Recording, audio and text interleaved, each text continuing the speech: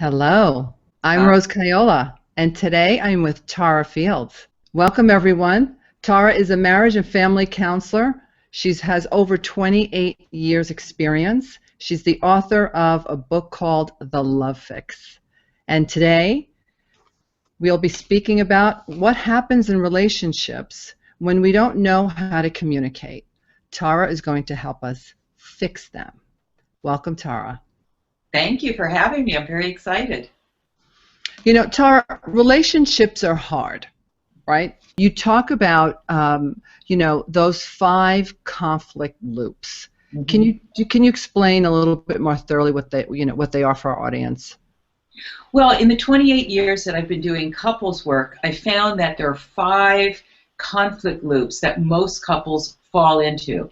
And it's pretty normal, but if you don't deal with them, then they become downward spirals and they can end a relationship. So for instance, there's the come close, go away loop. And a lot of people experience this even when they're dating.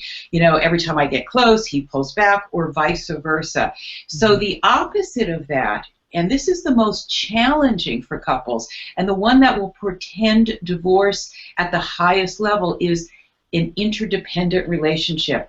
How can I be in a relationship and maintain my own sense of self, my own identity, but also allow myself to flow into being a we with someone else? So to know that you can flow in, flow out, that can be challenging for couples, and especially if they have attachment issues, or I found with men they had very overly controlling or overly enmeshed mothers. So when their wife says, "Hey, honey, let's do something together, let's do this," all he hears is or feels, "Oh my gosh, it's my mother pulling on me." He distances. The more he does that, she starts pulling, and they're off to the races. There's grow together, grow apart, which we've talked about. There's the parent trap. And that's when one of the partners sort of becomes the adult and is always micromanaging everything. And the more they do that, the more the other partner sort of starts acting childish and digs their heels in. The circle of love that can be transformed into is equal partnership. But with all of these, there's a fantastic opportunity to repair your own wounds and to keep growing together.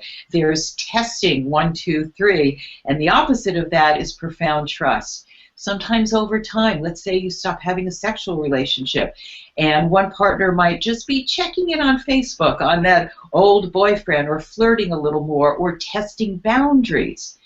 And the other one starts saying, "I don't know if I can trust this person." So instead, the remedy is to be honest, to be open, to say, "I'm wondering why we haven't been making love," or "Do you still find me attractive?" or "Have you noticed I've been drinking an awful lot and you haven't been saying anything?" Tough road to cross, but once you cross it, I think your life just becomes so much easier and more manageable. And then you also have a 3-minute fix for almost each situation. Yeah, they're That's quite a promising. Yeah, exactly. And I have to give my editor credit for that, because we have heart work and we have quizzes to find out which conflict loop you're in. But everybody wants to get it fixed right now. So that was probably one of the most challenging things for me, to come up with 3-minute fixes, something you can do right now, but really will have a profound effect on your relationship. And it's interesting. I think they wrote a review on Amazon, or they sent me an email, and this woman has been married for a really long time. She bought the book. She bought a copy for her husband. She didn't nudge him, didn't say, "You have to read this." And one day he came over and he put his arms around her and he said, "Have I told you how wonderful I think you are?" And she just started tearing up. And he had never said that. I said, "Where did that come from?" He goes, "I went to the back of the book, and it was 3 things you can do right now to fix things." And that was one of them: to share what you feel grateful about and what you appreciate in your spouse. So sometimes men, they're very left brain. They want the fix. They want the tools now.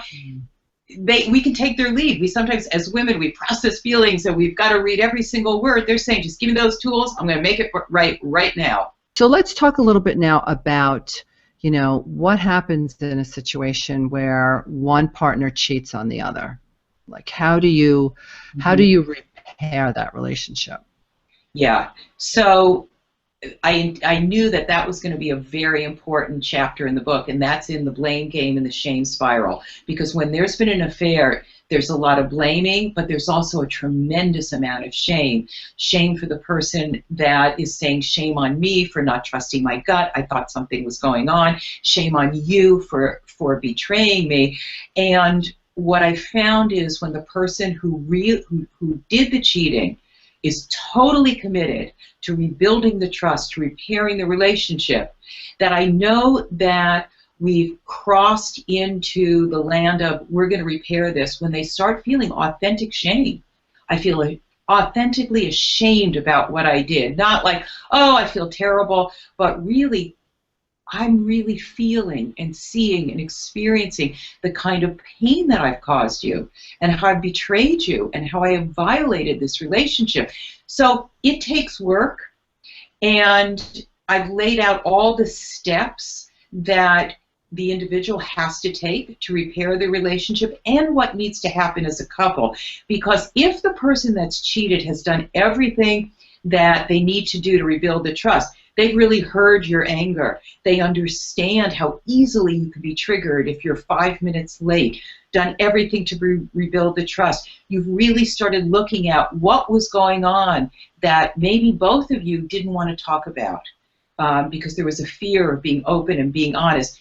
Then at the end of a period of time, and it can take up to a year, the person that's been cheated on also has to be willing to forgive and to let go. Now, I want to get back into what happens when you're dating and you are already checking their phone, thinking that they're out, with another person, male or female. I don't want to focus on the gender. Right. How does that? So you're always suspicious that that there's another person involved or that they're still dating. How do you get past that, or do you get past it? So the first step is, because it's always about looking towards yourself.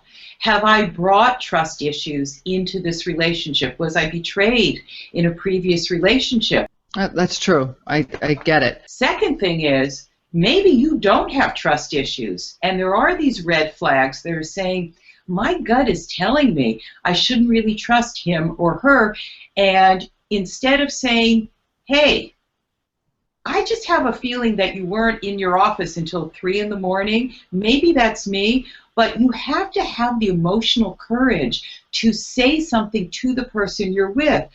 And you've got to look at what's the reason, what's the purpose of being in a relationship. It's to have peace of mind. It's to feel safe. So if you're just dating and you're already having all this anxiety, that's a red flag that's saying either you have more work to do, or what's going on that I'm choosing someone like this. Mm-hmm. There's another question here. Someone's writing about their best friend, and their best friend and them have been close for almost 20 years, and they recently admitted that their feelings for each other were more than just friendship. So they want to be together. However, one is married, the other is single. And the one who's married says that they want to be with their new love. However, they're having a hard time leaving their partner. Okay, here's what you have to do. Go far away. Leave them alone. Because even if... The single person should go far away and leave them alone? Absolutely. It's the single person that's asking the question, right? Yeah. Okay, so here's the deal.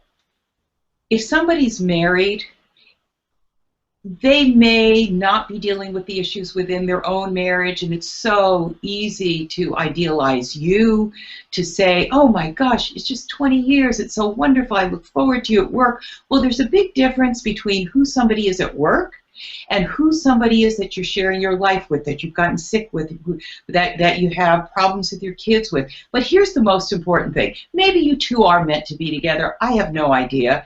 But if you don't let that person find out on their own that their marriage isn't salvageable without you being there, down the line, when all the pain starts happening and all the bad memories, he or she is going to associate all of that with you. What about, there's the situation where, oh, my husband or my date or my partner is always on his BlackBerry or the iPhone or, always distracted. Yeah, this is a serious problem. We're becoming a society that is very quickly becoming emotionally crippled when it comes to intimacy. We spend so much time having these faux intimate relationships with all our friends on Facebook and all those people that we're tweeting to, but we don't do any eye-to-eye intimacy. It's always what I call face-down intimacy as opposed to face-forward intimacy. And here's what I would suggest. This is what you say to him. You always want to start with the positive. You don't want to blame him. You have to say, God, I have been reading so much research that really frightens me about what's happening to us psychologically, emotionally, and even in terms of our health, being in front of these screens, especially at night. And honey, I was thinking, maybe we could set some boundaries, which is after 6 o'clock at night, no screen time. And if that makes him start, or even you start getting the shakes, you have what I call a digital blackout day. You start with one day out of the week where there's no screen time. And you do what I call face-to-face intimacy. So that also means no TV, no movies. Like, you hang out, you talk, you do things together. So now here's another question. In the book, when you talk about come close, go away, the come close, go away phenomenon, is one person always wanting to get closer and the other always pulling away? Or do they typically trade positions? That's really, really interesting, because often if you're dating or in a marriage, one person's going, gosh, you're always distancing every time we get really close, but you might want to look at yourself and start noticing, wait a minute, he actually has been moving closer, and the intimacy has been growing, and I'm the one that's distancing. So you're absolutely right that often, once that person that's been distancing starts coming close, your stuff starts coming up, so those roles can be reversed. So the antidote to that is to just notice it and talk about it. Say, hey, honey, I noticed this dance that's going on, and I used to blame you for the lack of intimacy, and I'm realizing, whoa, you've been doing a good job, now I'm distancing. Let's talk about that, because that can go back to an earlier time. If there are attachment issues, maybe your primary caregivers weren't dependable, or things that happen in childhood which makes intimacy a little scary. So here's an opportunity perhaps to repair, to first become aware of and then repair old wounds from your own life, and to do it together as a couple, which strengthens the bond. Yeah, and that's another thing that you talk about a lot in the book, awareness. Awareness. The first step towards. Exactly, and I always say, just take the pressure off you. Just the first step and the biggest step and the hardest step is just become aware. I just noticed that. That's why in 12-step programs, they always say it's always that first step. You admit that you have a problem. So take it easy, have compassion towards yourself, to your partner. Don't take on too much. Just make the decision that I'm going to be curious, and I'm just going to start being aware and notice without judging myself or judging my loved one. It's the truth. It's the first step towards any change. Right, and it's a big one. Another question. My partner and I have been together for 10 years. We have an incredibly strong relationship, and neither of us are going anywhere. But sometimes I feel that things are getting stale. How can I, or how could we, strengthen that relationship or avoid that from happening? Yeah, I love that question, because there's so many couples out there, and the book also includes the ones that don't have conflict but want to be in what I call an evolving relationship to keep growing. And I wrote a chapter called The Owner's Manual. It's sort of an operating instructions for your mate, and there are different sections where you can interview your partner about their childhood and discover things that you didn't know, or sexual issues and sexual fears in the first time you fell in love, or your fantasies about what you would do if you won the lottery and quit your job, and to really just keep going deeper and deeper within the relationship. The other thing is research shows that couples that learn an activity or do something that's new to both of them increase their passion and their desire for each other. So make a list. You could each make a list of different activities you would like to do, and then pick from each other's list. Maybe it's to go into the ocean and swim with the dolphins. My husband and I did that. We had never done that before. 10 years later, we still talk about that as being really memorable. Or maybe you don't have a lot of physical courage, which I don't, and I was willing to learn how to mountain bike with my husband, or scuba dive, or salsa dance, or learn a new language, or just hike on a different path. Just keep trying different things that are new. And also you might be surprised to find out, hey, I've been married to you for 20 years. I had no idea you wanted to fill in the blank. All right. Well, that's great. I mean, it's been incredible amount of information. Just like we can find in the book here. It really is a wonderful contribution to society. I mean, just as I was reading through it, so many situations and scenarios that you describe in the book relate to my life and things that I've experienced. So that's why I think it's very practical and approachable, because it's really a lot of what we go through. And this is, it's helpful. It's helped me, and I'm sure it will help a lot of people. And I hope so, and I really appreciate you being so open about your own marriage, and I actually share a lot about my process with my own husband, because I think it's so important to realize that we're all going through the same thing. Exactly. We're doing the best we can, and all we need is a little support, a little hope, and to find community. Right.